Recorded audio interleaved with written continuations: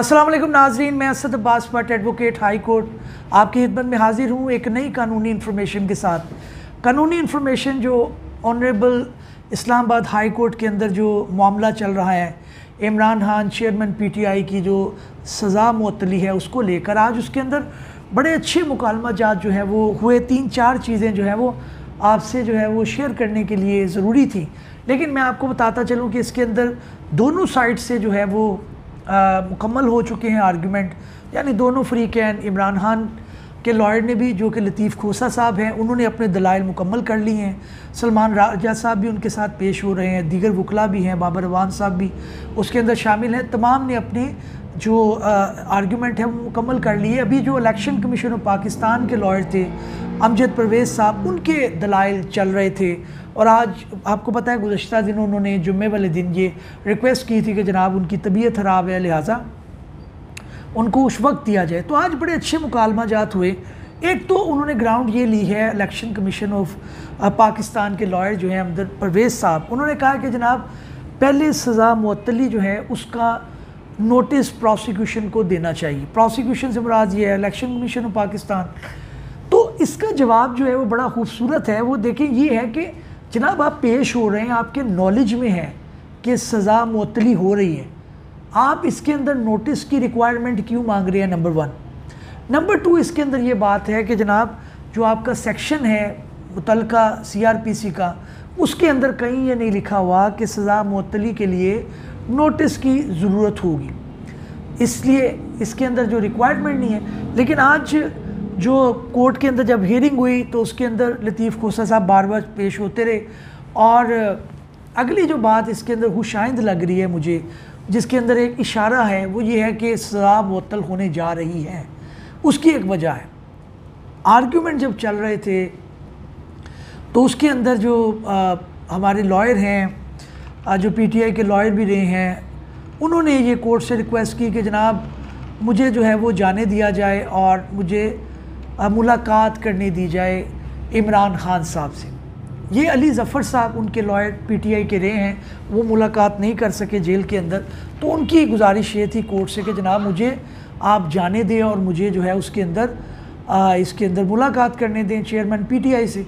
लेकिन कोर्ट ने उसके अंदर उन्होंने कहा कि जनाब आज मुतवक्के है कि जो उनकी सज़ा मुअत्तली है उसके मुतल्लिक जो है वो पिटिशन फाइल हो। तो honourable chief justice Aamir Farooq ने ये कहा कि जनाब आज मुतवक्के है कि उनका फ़ैसला आ जाए। लेकिन जो इलेक्शन कमीशन के लॉयर थे उन्होंने कहा जी मेरे बहुत ज़्यादा जो है वो लंबे आर्गूमेंट हैं, इसमें टाइम लगेगा, मैं 5 नुकात जो है उसके ऊपर कोर्ट को असिस्ट करना चाहता हूँ। लेकिन कोर्ट ने कहा नहीं, ये नहीं हो सकता, आज आप अपने जो है वो मुकम्मल करें अपने जो आपके जो भी आपकी सबमिशन है, जो भी आपकी ग्राउंड से। उन्होंने कहा जनाब मैं 3 गोलियां खाकर, यानी गोलियां से मुराद ये कि मेडिसिन लेकर कोर्ट के सामने आर्गूमेंट कर रहा हूं, क्योंकि आपको याद होगा कि उन्होंने, लेकिन कोर्ट ने फिर भी कहा कि नहीं आज, और मैं आपको प्रीवियस वीलॉग में बता चुका हूँ ये क्यों इम्पोर्टेंट था। इसकी वजह ये थी कि प्रीवियसली कोर्ट ने कहा था कि अगर वो नहीं होंगे तो कोई दूसरा लॉयर उनके आर्गूमेंट करेगा, तो लिहाजा उनको करने पड़े। अगली जो बात इसके अंदर ये आई कि कोर्ट ने ये बड़ा अच्छा एक सवाल उठाया, इस्तफसार किया कि जनाब आप ये बताएं कि इसके अंदर कहाँ पे ये लिखा है कि जो सेक्रेटरी हैं इलेक्शन कमीशन के वो इसके अंदर जाकर कंप्लेंट फ़ाइल करने के मजाज हैं। इसके ऊपर उनका ये कहना था कि जनाब उनका लेटर मौजूद है जो इलेक्शन कमीशन का है, उन्होंने लिखा है कि ये मुतलका जो है वो बंदा फ़ाइल करेगा। तो ऑनरेबल चीफ जस्टिस साहब ने बड़ा जो है इसके अंदर अच्छा एक सवाल पूछा।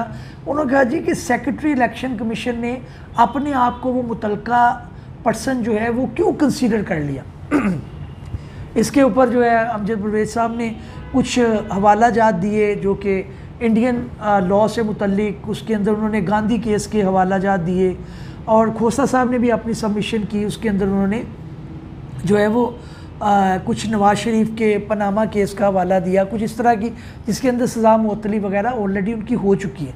तो इसके अंदर जो कोर्ट ने ये कहा कि जनाब आप ये बताएं कि मुतलका शख्स वो था जो कि केस फाइल कर सकता था। इसके ऊपर कोर्ट की मुझे लगता है कि एक जिसे कहते हैं सुई अड़ी हुई है कि वो कहते हैं कि जो सेक्रेटरी इलेक्शन कमीशन था उसको ये इख्तियार ही मौजूद नहीं था कि वो इसको फ़ाइल कर सके। बहरहाल दलाइल दोनों तरफ से मुकम्मल हो चुके हैं और कोर्ट ने उसके अंदर जो है वो मामला रिज़र्व कर लिया है। यानी रिज़र्व जजमेंट ये होती है कि कोर्ट कल इसकी गालिबन जो है वो जजमेंट देंगे। आज वो इसके ऊपर जो है जितने आर्गूमेंट आए हैं, जितने डॉक्यूमेंट सबमिट हुए हैं, उसके ऊपर सोच विचार करके देख करके आया वाकई इसके अंदर सज़ा मुअत्तली होनी चाहिए नहीं होनी चाहिए। लेकिन मेरा व्यू उसके अंदर यही है कि कोर्ट को जो लॉ है वो बड़ा सपोर्ट कर रहा है, जो सारे सर्कमस्टांसिस हैं वो बड़े सपोर्ट कर रहे हैं और कल आप देखेंगे कि इसके अंदर सज़ा मुअत्तल हो गई है। दूसरी बात जो दूसरी खबर थी वो ये थी कि ऑनरेबल हमारे जो सुप्रीम कोर्ट है उसके अंदर चीफ जस्टिस साहब ने अटॉर्नी जनरल के ऑफिस से एक जो है वो रिपोर्ट तलब की थी। इमरान खान साहब को जो सहूलियात मुयस्सर हैं उसके मुतल्लिक उन्होंने पूछा कि जनाब उनको क्या क्या चाहिए, तो आज उन्होंने रिपोर्ट सबमिट की है कि जनाब उनको 4 कुरान मजीद दिए गए हैं। इसके अलावा जो है वो कुछ 25 किताबें दी गई हैं, कोई LED दी गई है, इस तरह से उनके वॉशरूम को कंस्ट्रक्ट करवाया गया है, कुछ फैसिलिटीज़ उन्होंने दी हैं। इससे बहुत प्रेशर जो है वो जेल अथॉरिटीज़ पे पड़ता है कि जनाब ये ना हो कि कहीं कोई इंस्पेक्शन टीम आकर ये जायज़ा ले कि वाकई ये चीज़ें अवेलेबल हैं या नहीं हैं और वो एकदम से आ सकती हैं। ये फैसिलिटीज़ जो है वो आम शहरी को अवेलेबल होनी चाहिए, जो कानून के मुताबिक हैं उनको भी होनी चाहिए। और चेयरमैन PTI ज़ाहिर है उनको B क्लास मिलनी चाहिए थी और उनको फैसिलिटी सारी मिलनी चाहिए क्योंकि वो एक्स प्राइम मिनिस्टर हैं, दूसरे लोगों को मिलती हैं तो उनको भी मिलनी चाहिए। तो ये आज की खबरें थी नाज़रीन, इस उम्मीद के साथ कि हमारी ये काविश आपको पसंद आई होगी। किसी नए वीलॉग में किसी नई कानूनी या आइनी इंफॉर्मेशन के साथ हाज़िर खिदमत होंगे। तब तक के लिए इजाज़त दीजिए। अल्लाह हाफ़िज़।